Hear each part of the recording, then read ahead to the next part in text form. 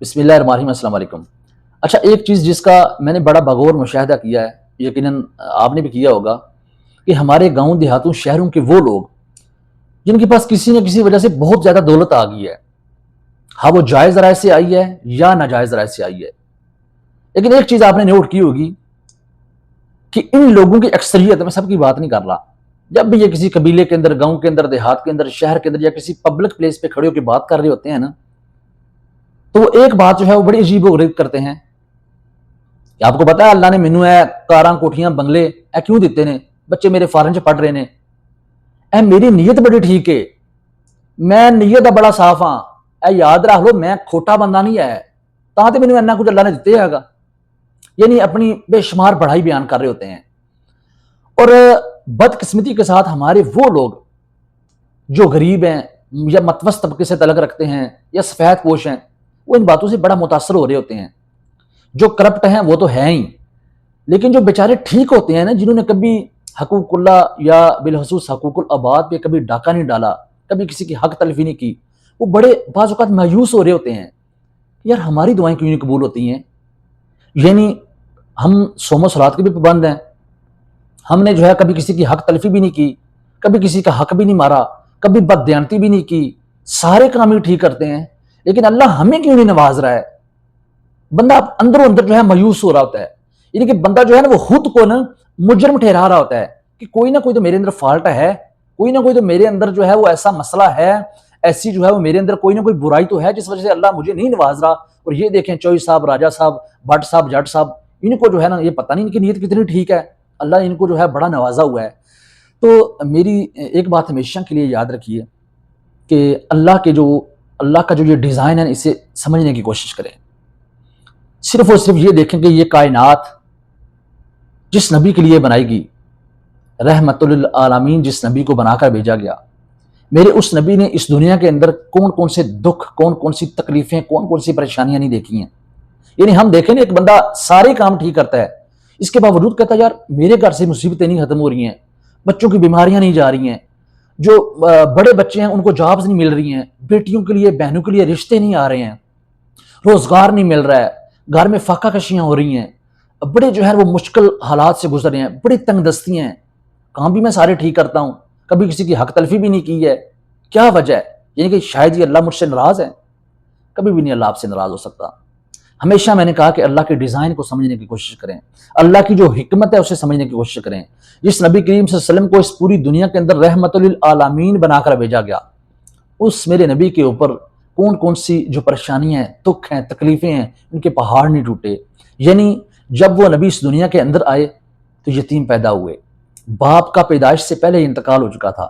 کچھ عرصے کے بعد ماں کا انتقال ہو گیا، پھر کچھ عرصے کے بعد دادا جنہوں نے باپ بن کر پالا ان کا جو ہے انتقال ہو گیا، اس کے بعد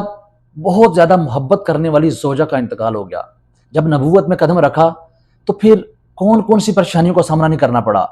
ہجرت کرنی پڑی، گھر بار چھوڑنا پڑا، اپنے پیٹ کے اوپر پتھر باندھنے پڑے، تنگ دستی دیکھی، غربت دیکھی، افلاس دیکھی، بھوک و ننگ دیکھی، کون کون سی چیزیں جو میرے آقا کریم صلی اللہ علیہ وسلم نے نہیں دیکھی۔ وہ آقا جن کے لیے یہ پوری کائنات بنائی گئی، جن کے لیے دنیا کا ذرہ ذرہ بنایا گیا، اگر وہ یہ دکھ، یہ پریشانیاں، یہ ٹینشنیں، یہ ساری چیزیں برداشت کر سکتے ہیں تو ان کی زندگی ہمارے لیے یہ اسوہ حسنہ ہے، ایک نمونہ ہے، ایک مثال ہے۔ یعنی خدا نہ خواستہ نعوذ باللہ من ذالک ان کی نیت تو کوئی خراب نہیں تھی، خدا نہ خواستہ نعوذ باللہ من ذالک وہ تو کوئی بددیانت نہیں تھے،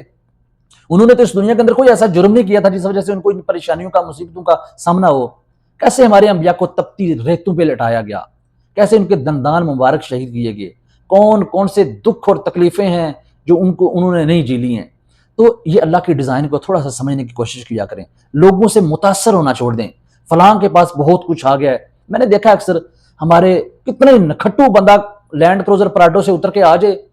ہمارے نوجوان جو بیچارے اتنے ٹیلنٹڈ ہیں، اتنے باشعور ہیں، اتنے سمجھدار ہیں،